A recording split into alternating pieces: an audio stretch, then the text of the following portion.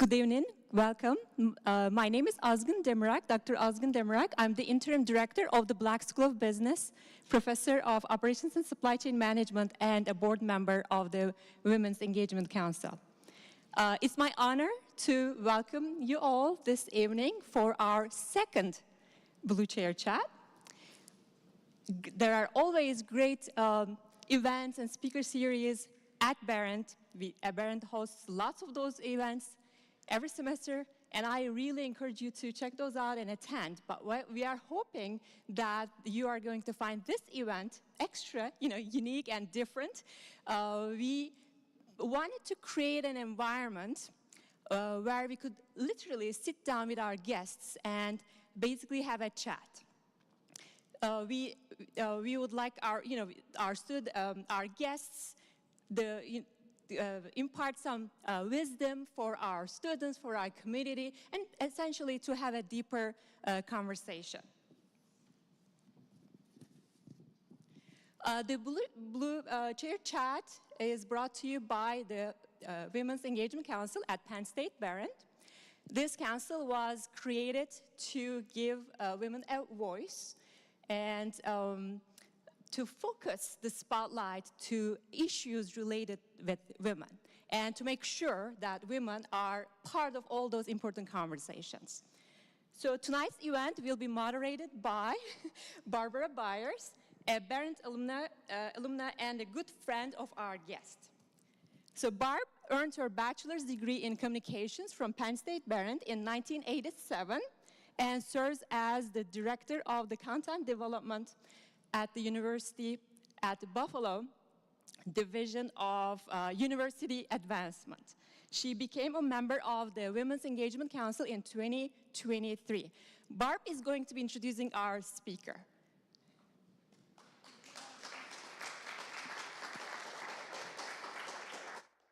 Good evening, everyone, and thank you, Azgın, for that kind introduction. I would now like to go ahead and start the program. And it's my honor to introduce you all to my good friend, Eileen Letson.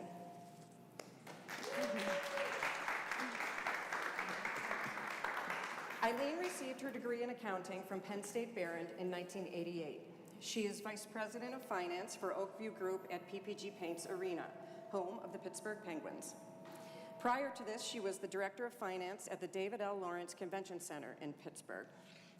Eileen is also a member of Penn State Behrend's Women's Engagement Council. Please help me welcome Eileen as she joins me at the blue chairs. Thank you, Barb. Thank you. So before we get started with our Q&A, one of the things that is unique to the Blue Chair Chats is that we will provide the audience with a sample of Eileen's favorite foods. Tonight we have some veggies and trail mix to keep things healthy. So, enjoy.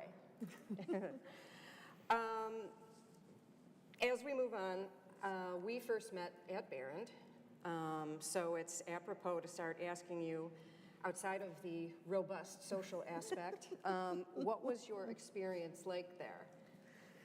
So, when my children, well, specifically our daughter, was applying for colleges, you encourage your children to apply to multiple colleges. And in this day and age, it's extremely tense for the parent. So it dawned on me, I couldn't remember my experience applying to colleges. So I asked my father the one day, I said, Dad, what was it like for you? He goes, it was terrifying because you applied to one college. It was Penn State Behrend. That was it. That's all. He goes, that's all. And I was like, I don't recall that at all. So I remember I'm from Pittsburgh, and there were two options for me in my head was University of Pitt or Penn State.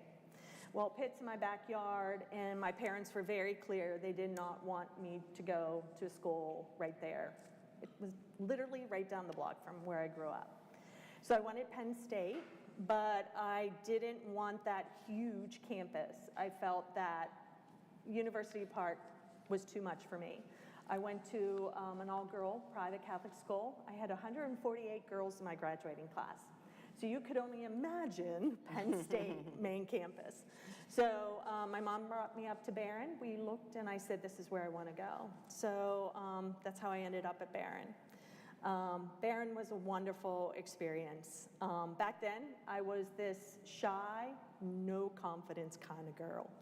And the size of the campus allowed me to grow, feel out my personality, give me the self-confidence I need. The professors were wonderful. Those small classes, you were able to interact with them, and again, build up my confidence. I brought something to the table. I could talk to them intelligently, and they talked back to me. So yeah, Barron, it was an overall really good experience. And oh yeah, I met my husband. So bonus. That's where I met your husband too. Exactly. So kind of continuing on that line of thought, how would you say Barron prepared you to succeed in your career? It made me realize I had something, that I had a voice, I had some intelligence. You question yourself, that whole, I guess they call it now imposter syndrome, which I really like that name. I experienced that. And I thought, oh crap, like what am I doing in this class? Like, am I intelligent enough to participate in that class? Yeah, I have brains. So yeah, that's what Barron did for me. It gave me that confidence and realizing, yeah, I got some brains. I can do what I want to do. And I loved my accounting classes, except consolidated accounting. Really hated it. But everything else I liked. Oh, that's great. And looking back, is there anything you would have done differently? So I think I would have joined clubs. At the time, I did not join any clubs whatsoever. But I don't know what Barron offered with regards to clubs way back when.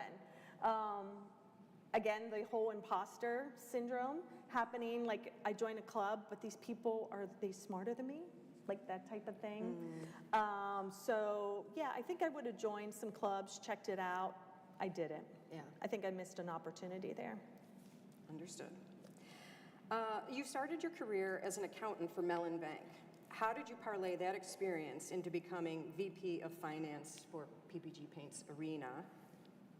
So when I was a little girl, I told my uncle that I wanted to be president.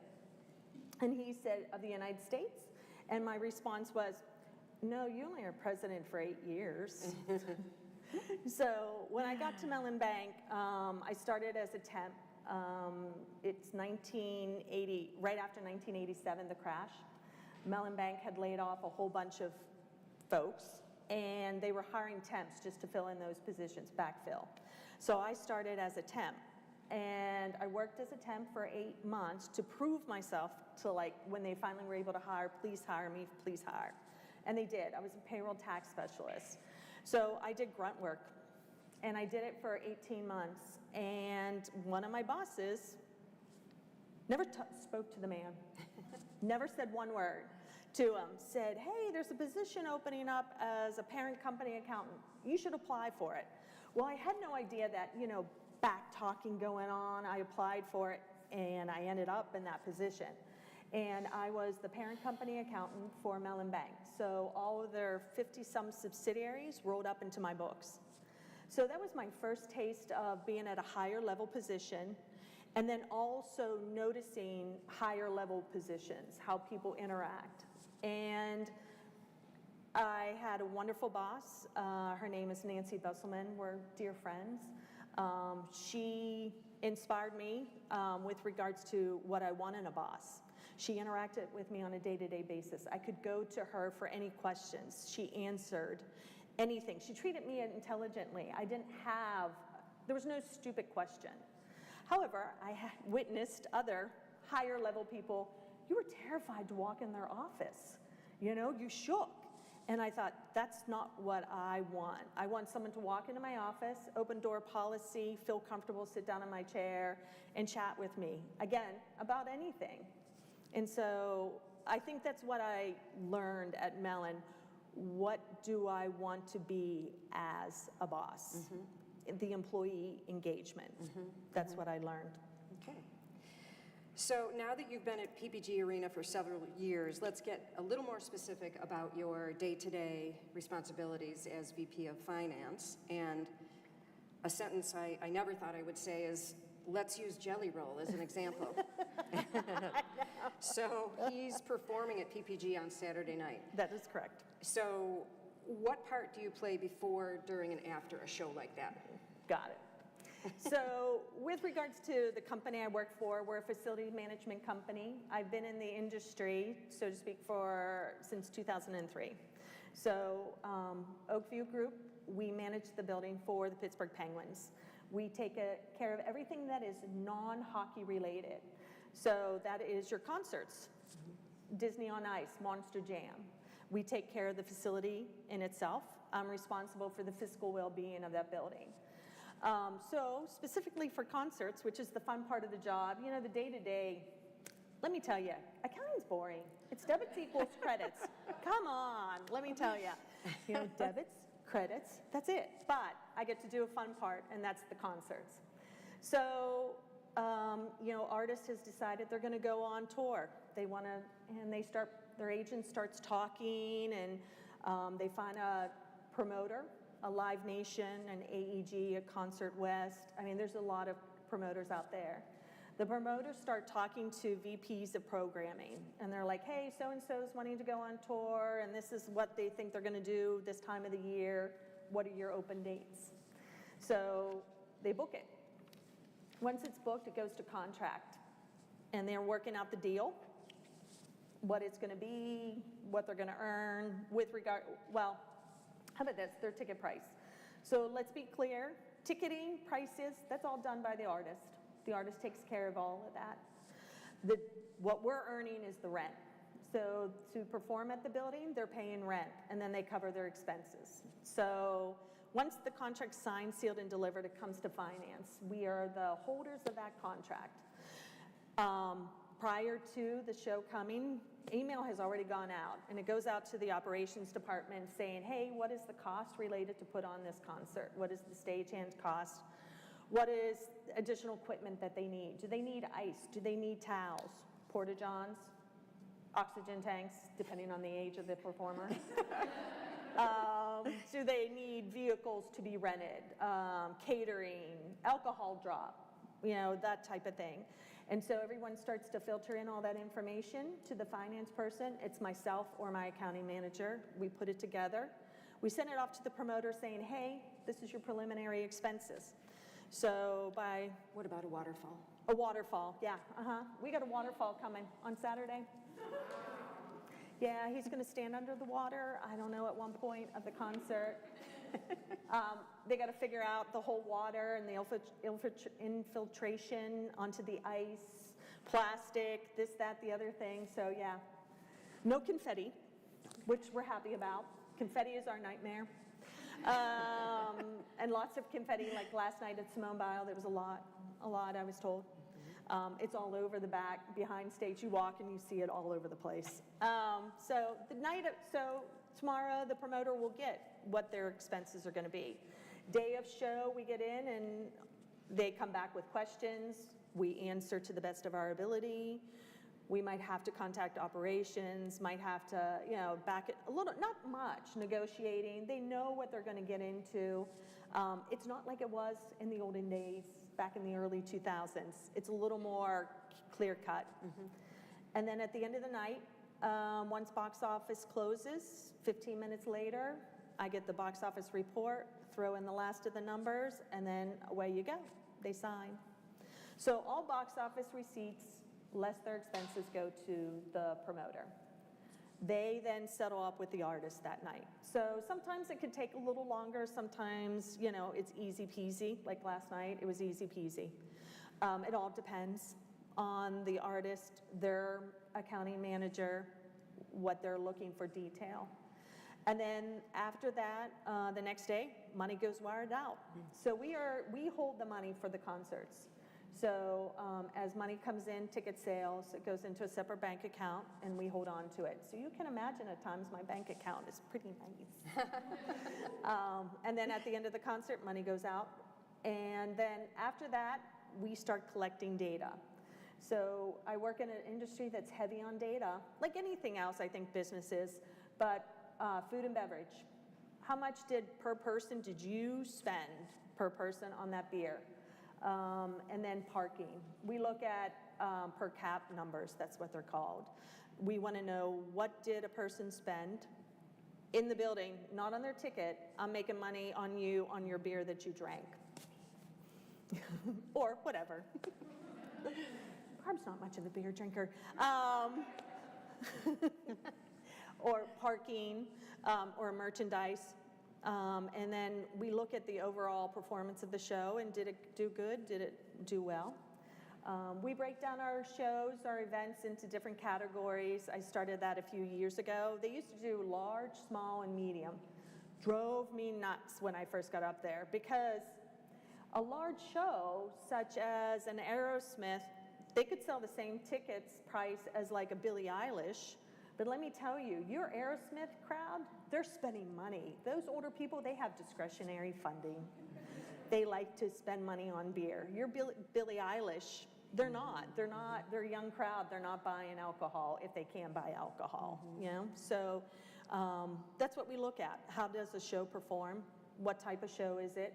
Is it classic? Is it rock? Is it, you know, pop, hip hop, family? Andre Bocelli is family. But the newer artist, it's kind of funny. Sometimes I have to ask, I have no clue. I'm clueless. I'm like, are we talking hip hop? Are we talking rock? We're definitely not talking classic. I know all the classics. So that's what it is. And then, you know, each show has a profit and loss statement. And yeah, tuck it away and use it as history for budgeting purposes. Okay. So prior to PPG, when you were Director of Finance for the Convention Center, in 2009, when Barack Obama was president, one of the key events you worked on was the G20 Summit, which is a global meeting of world leaders. Can you tell us any behind-the-scenes stories about, for example, event security, working with the Secret Service, the politics of protocol, things along those lines? It was an amazing time. The reason why the David L. Lawrence Convention Center was chosen, at the time it was the largest green convention center. It was built gold. Since then it's gotten recertified and it's platinum. So when we were chosen, it was such an honor, but it was a lot of work. It was chosen in April, May of 2009. G20 is going to take place in September. So we have a short window of time to get that building spick and span clean. Did a lot of capital projects because, you know, the world is literally coming to your building. And the world meaning world leaders, but also all the media. It was crazy, the amount of media that was there from all over the world. So for people to work there, they have to get credentialed. And so was responsible on the whole credentialing. And if you can imagine, it's kind of a challenge. You have to send it all to the FBI. And you have to figure out, would that person pass an FBI check? And what level are they going to be in? Are they going to be in a white level, blue level, red level? Meaning red being they're going to be close to world leaders. Such as you have to think about someone serving them food, your server. Can they be that close? You know, so it was a lot, and it took a lot of staffing. So it took all summer long to get people credentialed. But you were also credentialing your elevator people. So we had on staff, can't remember what elevator company, as well as the electric company in that building. Just in case the elevator went down, you don't want, you know, the President of the United States or France get stuck in an elevator. So you had to have them on site. So you had to credential them. You had to credential, I think AT&T was the phone company, just in case phone service cut out. You had to get everyone credentialed who was going to be in the building. Where would they possibly come in contact with these world leaders? Mm-hmm. It was a lot of work. Mm-hmm. And then dealing with the protocol. We were told, you know, how to, you know, if someone said hello, it was hello back. Eye contact at all time, you know, how do you handshake certain nationalities? What hand do you use? But also, they were concerned about the entrances of the cars into the loading dock. It was the craziest thing. How they proceed in, how the person who was in the lead car, whomever that country was, got out, but the country behind couldn't cut in front. Like they had to monitor people walking into the building and then walking out. The gentleman who was assistant general manager at the time, Claude Molinari, he was panicked. He was talking about that. Someone of one of the countries stopped to turn around to talk to another country, and it caused all sorts of confusion. Him to tell the story, it was quite funny. But it was one of the most interesting times. It really was. So in terms of the financial aspect for your function, how did the reconciliation go in making sure that everyone was paid who needed to be paid, or paid you who needed to pay you? So working with the federal government, you know, they're very particular. So in the beginning they had the White House team came down, and they are gonna, you know, they're walking us through everything that needs to happen. It's a huge team meeting. While they're planning, someone's gonna pay the bill. So it was my job to figure out who's gonna pay me. So I worked my way around, figured it out, met the woman. Me and you are gonna be friends. And so I asked, and I'm definitely one of those type of people, like what is the detail that's gonna take me to get paid in a timely fashion? Payroll itself would be over $500,000. I don't have a bank account that can handle $500,000. And so I asked the woman, I said, what does it take to get paid? And she's like, well, do you have to pay? Like in a, you know, like, yeah, I need to pay these people. They're not working for free. They need to be paid in a timely fashion. She said union contracts. Union contract, the page that says they get paid every 2 weeks. That's what it took. I said, what signatures do you need? I know it's the government. They like to see signatures. And she said, well, I need the signature of someone who's in charge. Figured out who was in charge. Would that person be okay signing off? No, I had to work with someone else to go over everyday labor. That person in charge, they saw that person's initials, he signed, and my first day I was thrilled. I was like, yes, I did it. I went down, I sent it off to the woman down in DC, and she said, they didn't print their name. Oh. I was like, what? I'm sorry. No, I got signatures, and they're like, no, print and sign. So after that, believe you me, everyone printed and signed. So with regards to labor, technology was around $600,000 at the end of the day with regards to all the technology need. It was paid right away. I would say by the end of September, I was paid 100%, and it was an event over millions of dollars. A few months later, I ran into a woman. She works for the city of Pittsburgh, and I was like, so how's it going? And she said, oh, I'm still working on trying to get paid from G20. She goes, how's it going for you? I was like, I'm done. Peace out. So yeah, that was quite an accomplishment on that. You know, knowing what the federal government needed. I found the person who at the end of the day is going to write that check. What do you need for me to get my money? Right. Let me help me help you. Exactly, yeah. Type of thing. Yep. Okay. So getting back to the entertainment side of things, we've heard that certain entertainers can be particular. Can you tell us about any extreme requests that stand out when they come to your arena and have needs? So you've always, the green M&Ms, you heard the, urban legend about the green M&Ms in a contract. No, never. But there's been other requests. I won't name artists. I'll just give examples. One artist didn't care for the dressing room. And so we changed out doors, put up walls, and changed out toilet seats. Just because.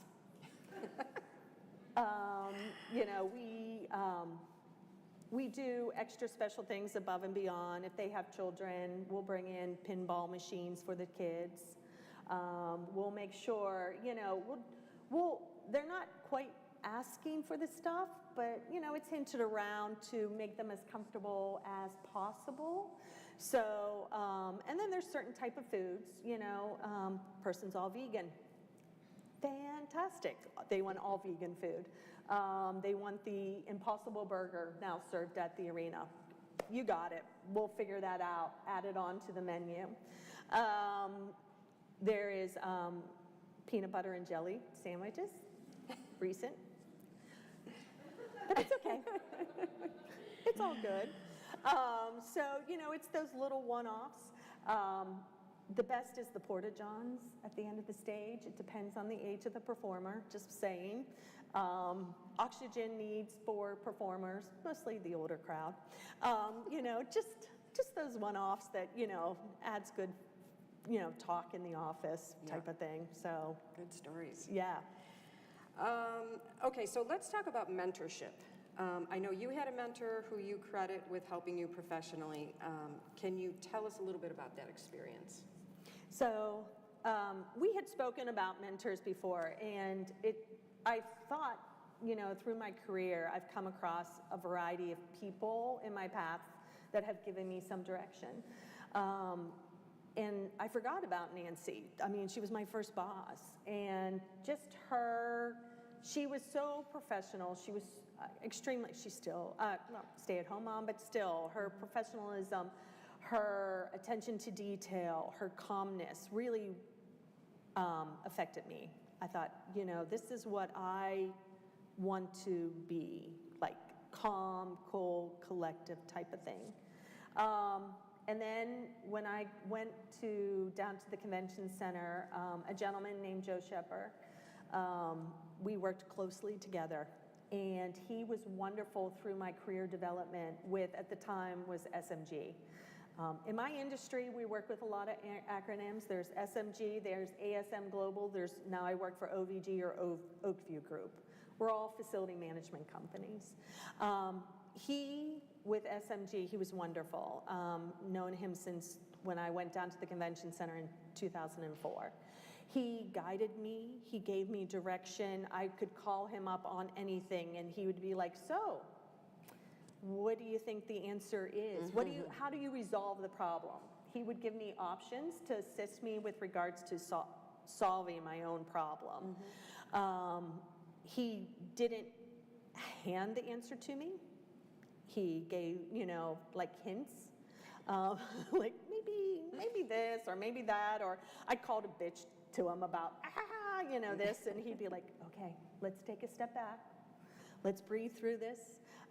He was great. He really, really was a person I could rely on to talk to at any moment. And we actually became good friends on a, you know, just a call to chat. But as time went on, I didn't have to rely on him so much. He gave me the confidence also that, again, the whole imposter syndrome, because when I went down to the convention center, I was now director of finance. And I was like, seriously, do I know anything? Do I know anything? And yeah, he gave me the confidence to say I did know stuff. And in time, buildings started to contact me and asking me my opinion. How do you handle this situation? Can you share your spreadsheet? Can you do this? You know, it was nice. I got a compliment from San Francisco. Director of finance meeting, we had it every so often, and they were asking about a payroll journal entry. And I said, oh, I have one I work off of, because we cost center everything. I sent it, and a couple of years later, he's like, I still use that. That is still one of the best things out there. And I said, thanks. It made me feel good. It made me realize I do bring something to the table. And that's what Joe showed me. I brought something to the table. Absolutely. So do you have any tips on how a student or a new grad could go about finding kind of a mentor similar to how you did? So I think it's organic. I really do. I feel you connect, you click with that person. And to force it, it doesn't, I don't think, happen. There has to be some type of click. I don't know if I'm describing it right, but something that all of a sudden you're able to express yourself with that person, and that person listens, like a trust type of thing, and that person responds back to you. And look around. It can be a man, it could be a woman. you know, but someone that you see that you want to emulate, you know. And I'm a strong believer in that I welcome anyone into my office. Anyone come on in, talk to me. I want to help them grow. And that's always been my goal, is I want to help someone to grow. So find someone that you feel will help you to grow as a professional, as a person also. So mentors are often thought to be something people look for as a student or at the beginning of their career, but it's not uncommon for people to switch jobs or even professions as, you know, as they go farther into their career.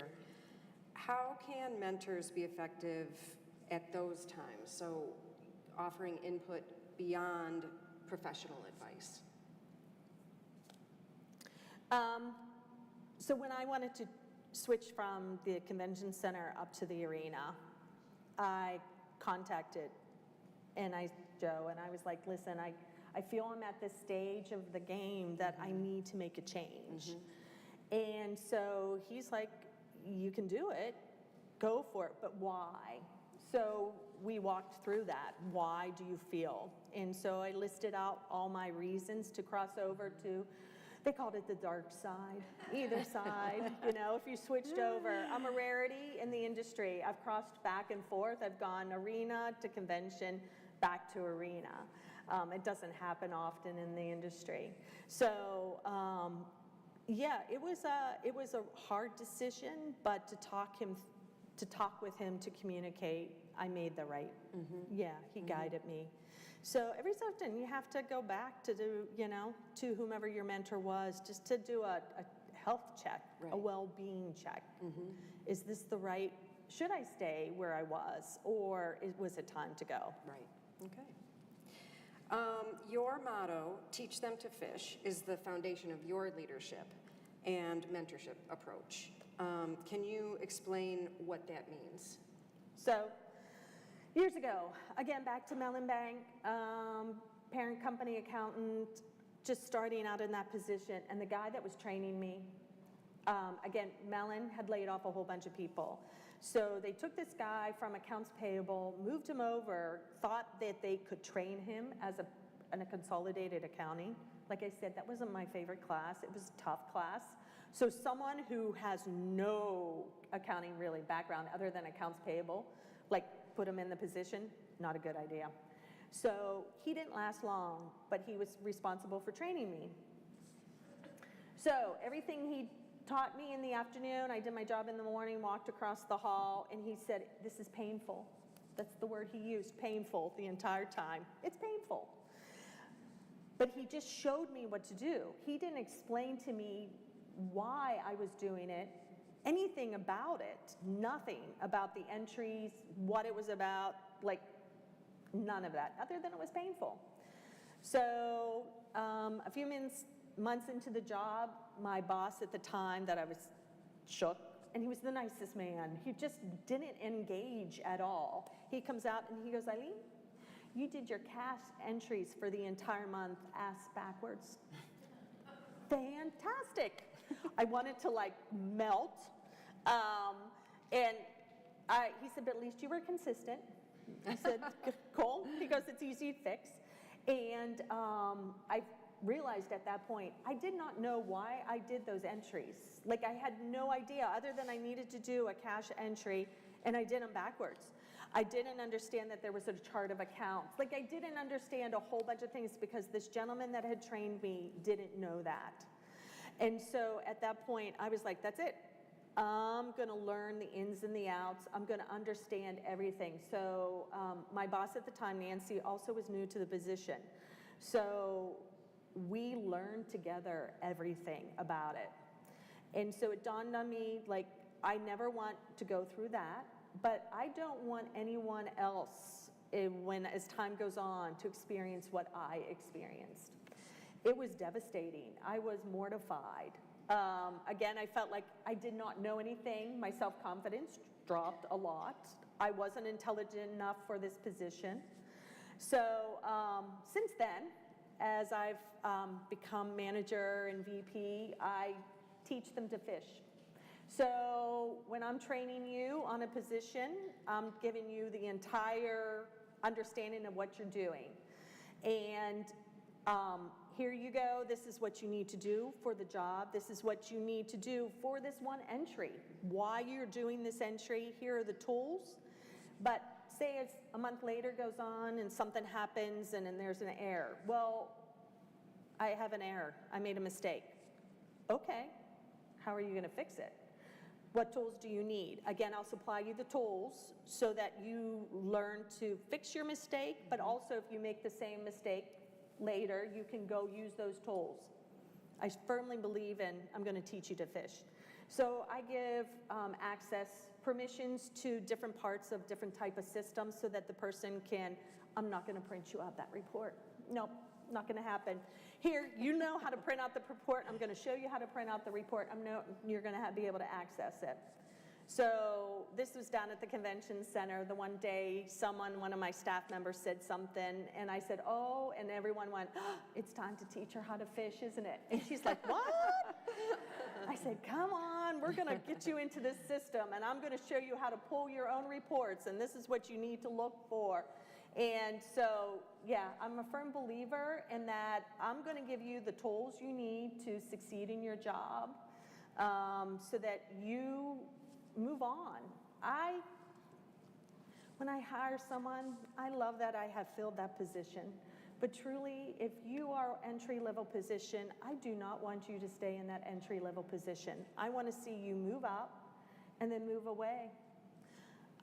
It's not going to be fair to me. I'm going to have to fill that position again. I'm going to have to train someone, but I don't want you to stay at that level. I want you to grow and move on.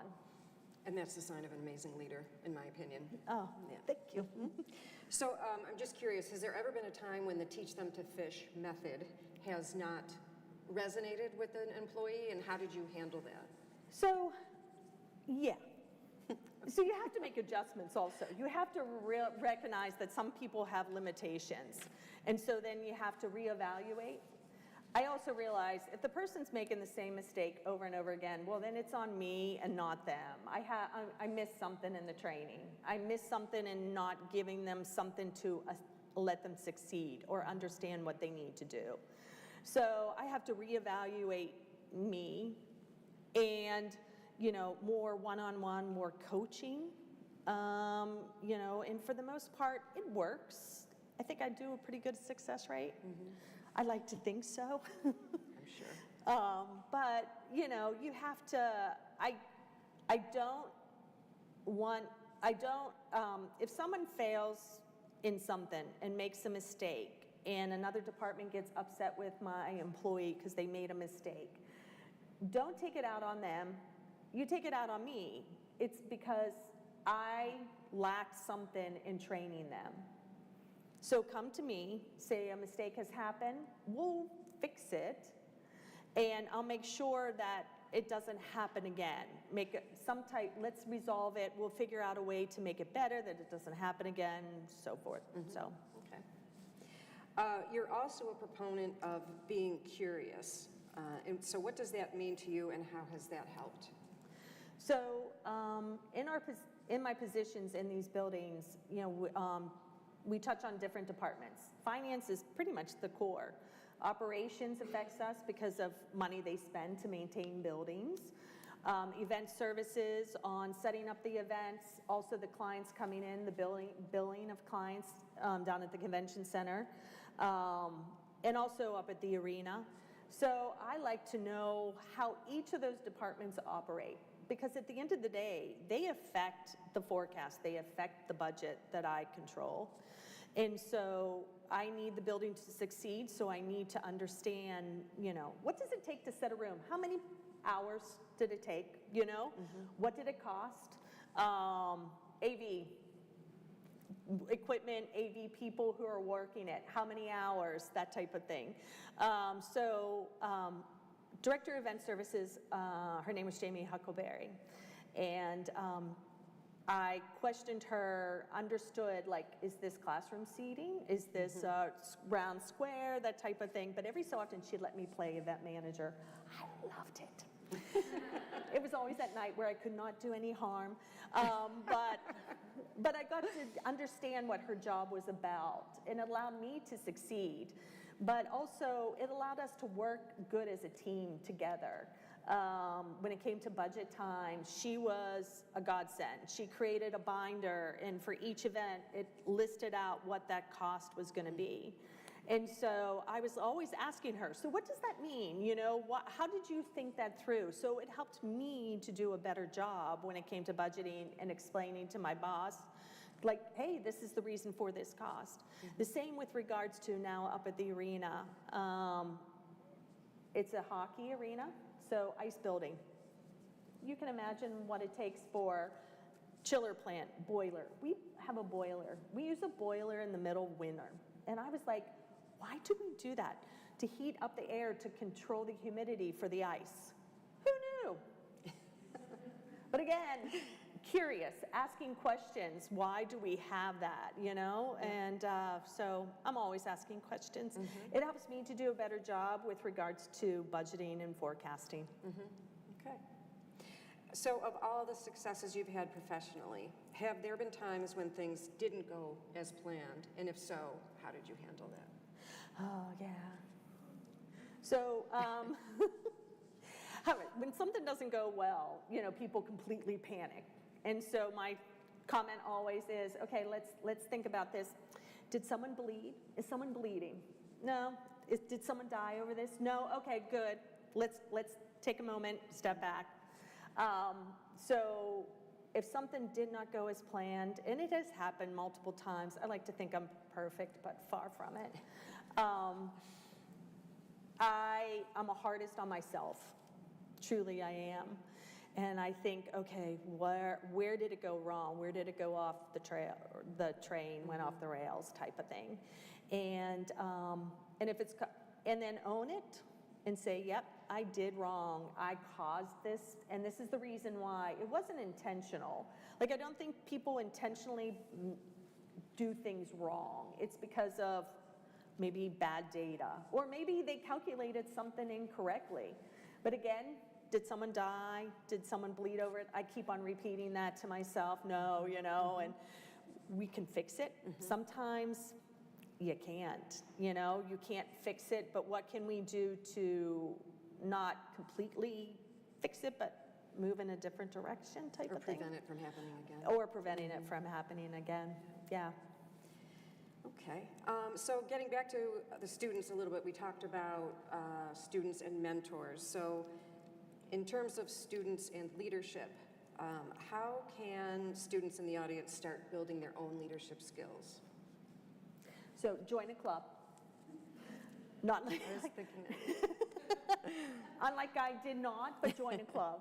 And volunteer. I can't begin to stress that enough, volunteer. And even if it seems like the stupidest thing to volunteer for, I'll pick up the litter, I'll empty the garbage cans, do whatever it takes, and show that you do a good enough job on that one thing. So the next time whatever's happening, whatever event it is, maybe you get moved up. Maybe now you're gonna set the chairs. The next time maybe you're gonna set the tables. You move up, show them what you bring to the table, and do it well. And don't bitch about it. If they're telling you you're going to have to empty the garbage, do it. At the convention center, if there was coat check, we would have a conference, and you know, 1,000 people leaving the conference all at once, and they want their coats. And I can't begin to tell you, there's a long line of people wanting to get their coats out. I hopped in. I participated. I'll take the next check coat. Okay, go get the coat, run back and forth, luggage check. I did it all. Or people checking in luggage. Again, a long line. I would walk through the building and be like, oh, they need a little help. So as leaders, jump in, help out whomever your staff is. If you see them struggling, help out. Nothing is below you. I really feel there is nothing below me at all. At a convention center, people coming in, the person, you know, needs a break, get a drink of water. I'll take your ticket. I'll rip tickets, drop tickets. I'm talking to Joe Schmo off the street. Again, be there for your staff. So as students, I highly recommend join a club, do one thing for that club, volunteer, raise your hand. It doesn't have to be taking ownership of the whole event. Say, I can do this. And know your strengths too.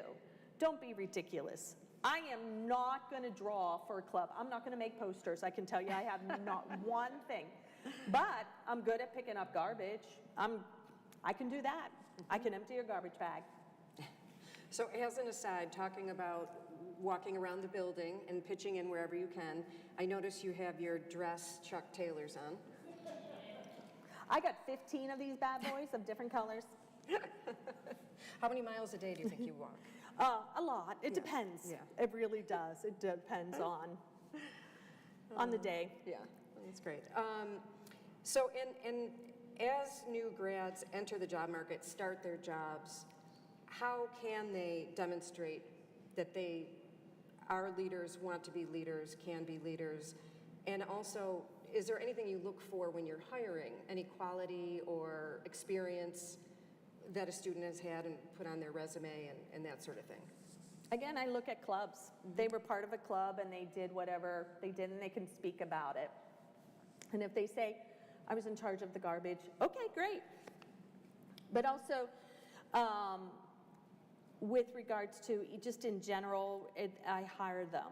You know, do they step up to the plate and say, I want to do a special project? I would like to take this on. You know, want to clean up this, clean up that. I noticed, you know, the data is not, you know, it's just accumulating. I'd like to go through it, clean it up. Or I give them projects. Procedures, that's my favorite thing. So, once you've done your job for a year and you've done it and you've been trained in it, I like them, it's your project. Take ownership of it, go through those procedures that I gave you and clean them up, change them, make them, maybe there's something a step missed. So I know for, I'm sorry, Jewel Blank, down at the convention center, another of our, besides procedures, another is just in general cleaning up, going through files and sorting them through. Like it's a project, here you go. I know it sounds boring, but organize. I'm big into organization. Go through it. But as long as you do small projects, then you can be put onto a bigger project. And in time, maybe even take leadership of, okay, we're instituting a new accounting software. I'm going to have you test out the purchasing problem. I trust you. You've shown that you can do even the smallest of projects, and you're not complaining about it. And you did it with a smile on your face, even though inside you're probably like, oh, you've got to be kidding me. Okay, sure, no problem. Okay, thank you. So now we're going to ask a few lightning round questions. Starting with, thinking back, what advice would you give your barren self? Good question. You're not an imposter. You do have intelligence. That is true. Very good. Professionally, what is the first thing you do to start your day or the last thing you do at night? So my husband will attest to it. I am a list person. I make lists like you wouldn't believe. I have lists. I make a list in the morning when I first get to the job, but I've made a list from the night before, so I compare both lists just to make sure I haven't missed anything. And so yeah, lists. That's what I do. Beginning and end. Okay. Yeah. All right, bookends. And finally, I know you're a book lover. So do you have any recommendations for us to add to our reading list? Have you guys read Heaven and Earth? Grocery store? No. The Heaven and Earth grocery store? Oh. Excellent, excellent, excellent book. Okay. Highly recommend it. How about, the one with the octopus. Remarkably Rare Creatures? Yeah, really good. Yeah, agreed. And then an oldie but goodie, my always time favorite, if not any of the younger period, To Kill a Mockingbird, one of my all-time favorites. And then The Women of Water. I didn't read that one. I listen, I do Audible, I read and Audible at the same time. So Viola Davis's book, autobiography, was phenomenal. I listened to it on Audible, highly recommend. Inspiring, truly, truly inspiring autobiographical. Okay, we'll have to check that one out. So thank you so much. This is a great way to end this chat. I appreciate your time and the audience you've shared, or the advice you've shared with the audience. So Ozgun is going to come back to the stage for some closing remarks. Thank you very much, Eileen. It's been a great pleasure to have you share your journey, and interesting journey for sure, with us this evening. I'd like to, actually, this is the part of our program where we would like to open it up for questions from our audience. Come on. Folks got questions. Come on, throw them out. Don't worry, I have two if nobody asks a question. Hey, I have good questions. I'm working on them. All right. That's accurate. All right.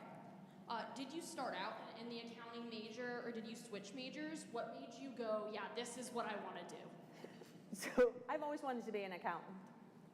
My mother was an accountant. And so senior year in high school, I took an accounting class, and I ended up with mono. And so I missed 2 months of school. I had it really bad, actually. And so my mother tutored me in accounting. And so I have to be honest, I learned a lot, don't get me wrong, at Barron, guys, on accounting, but truly, I learned a lot from my mother in accounting. So I've always wanted to be an accountant. I know I'm an odd one. Most people, they go in one degree and then they switch. I've stuck. I like numbers. They're very black and white. Thank you. I say that's awesome. And the lists, I think. I think lists go with the accounting profession, you know, so. I have a question. You mentioned that the artist sets the prices, but there was like this whole controversy about Ticketmaster and Live Nation. How does that play into all of that? It's a complicated relationship. That's all I can say. So I guess I would assume that like Live Nation and Ticketmaster tells the artist what they need to. No. Oh, confusing. Huh? It is. It's a complicated relationship, and that's, yeah. Because I sometimes think, like, if I were Mick Jagger at this point, I'd be like, you know what, everybody, $10, come on in. You know? I mean, like, how much money can he make? Like, you know? So they also have to pay the workers. Well, yeah. You know, their stagehands, their crew of people, and so forth. And so, you know, you have to take that into consideration as well. So there's a whole business to that. And it's a complicated relationship. I got to leave it at that.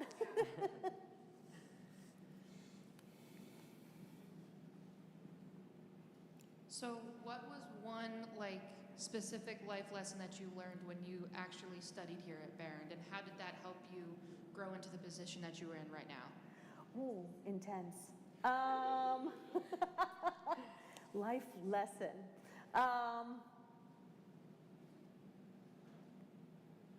Friends are everything. Yeah, truly. No, I know.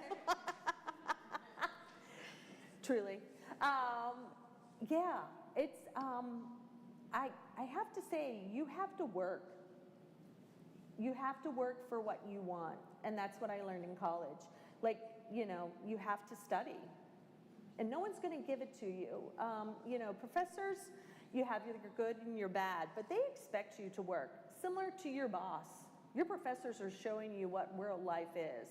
You're not going to come into your office, your workspace, wherever, you know, cube and all that, and say, you know what, I'm a little tired today. I was out partying last night. I'm not going to do what I need to do. Because besides, you know, your coworkers need you, the company needs you, and so that's what your professors. So that's, I guess, life lesson.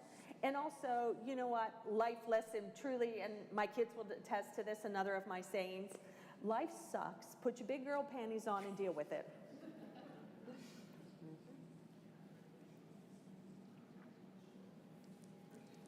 just curious how many people you supervise. So Right now, I have an accounting manager, I have a part-time person, I have a payroll person, and that's it for the finance department.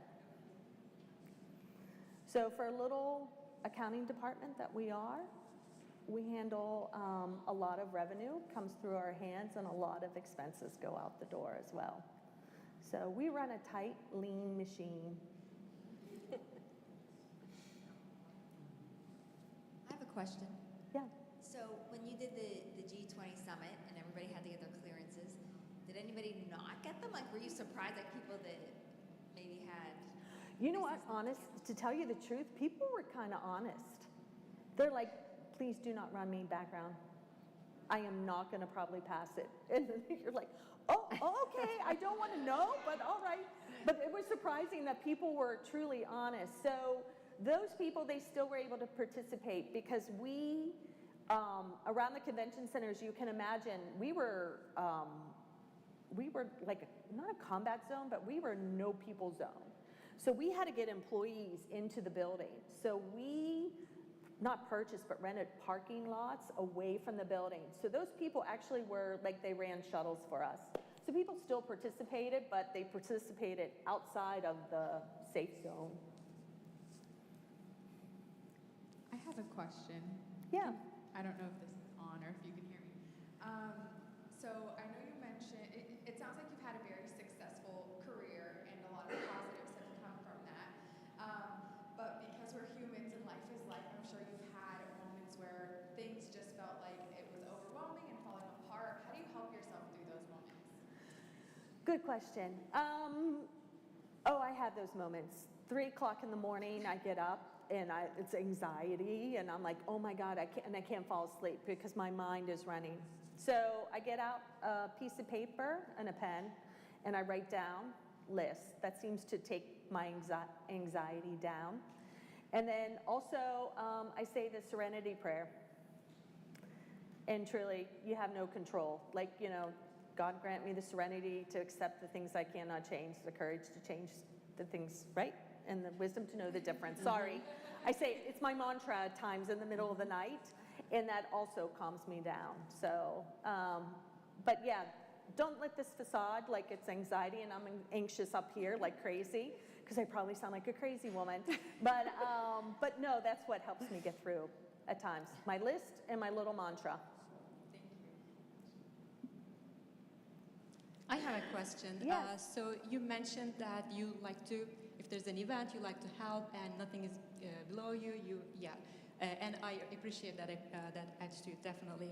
I'm just curious if you've had any experience, if that affected in a positive way or negative way, looking at the respect that you get sometimes from maybe your colleagues, the people that you work with. Sometimes leaders, if they are more intimidating or more fearful, then they get an automatic respect, and males tend to do that a little bit easier. So I was just curious what your experience has been. So I think my experience with and it was with my part-time staff when I would help out, I think I brought respect. They respected me more. Because also I witnessed what they were going through, and sometimes I was like, well, this was a disaster. What do you recommend on making this better?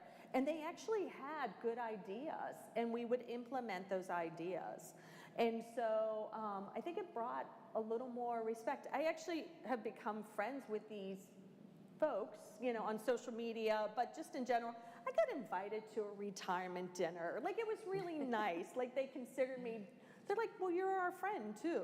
So I think it brings respect. I really do. Great to hear. Thank you so much. Other questions? Anything else? Come on. If we have time for one more, okay, so I wasn't going to ask this, but Go for it. And okay. So you mentioned imposter syndrome, and unfortunately, women tend to maybe talk about that a little bit more often than, So I'm just curious, during your career and life, has there been a specific moment where it disappeared, or has it been maybe over the years that you weren't affected by that, or you didn't let that get in the way? So walking into something new, when I went up to the arena, back up to the arena, and I sat at the desk for the first time, and I went, oh my God, what the hell have I done? I left a job I was comfortable with for 17 years, and I know nothing. I know nothing. And for a second, I allowed myself to feel that, and then I thought, you know what? No, I got it. I can learn it. I've learned it before. I got it. And so I kept on saying, like, I allowed myself just a few seconds of that, oh boy, type of thing. And then I jumped right in. And I thought, you know what? Let's see what happens. So, but again, as I'm learning and as I was learning the job, I also asked questions. I didn't allow myself to be an island, so to speak.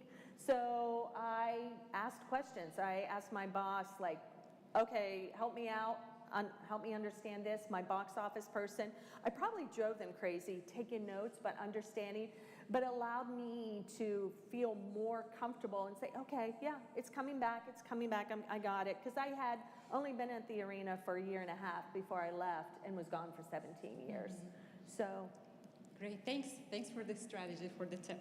Okay, so as is now a tradition, the Women's Engagement Council would like to present Eileen with a custom Penn State Barron blue chair chat mug.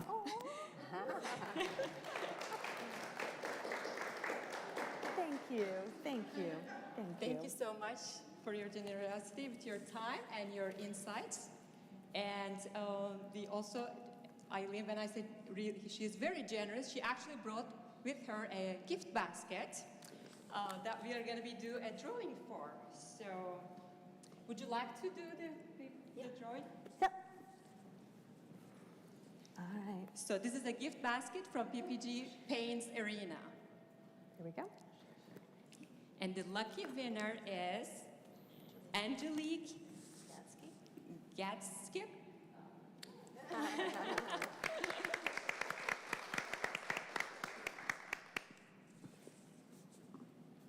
Congratulations, Angelique. If you would like to chat with Eileen, please feel free to stick around. She's going to be here for a little while. And thank you for attending our Blue Chair Chat. We hope that you enjoyed the concept with the chairs and the environment. And I hope that you are going to walk away from this event inspired. Thank you so much. Have a good night. Thank you.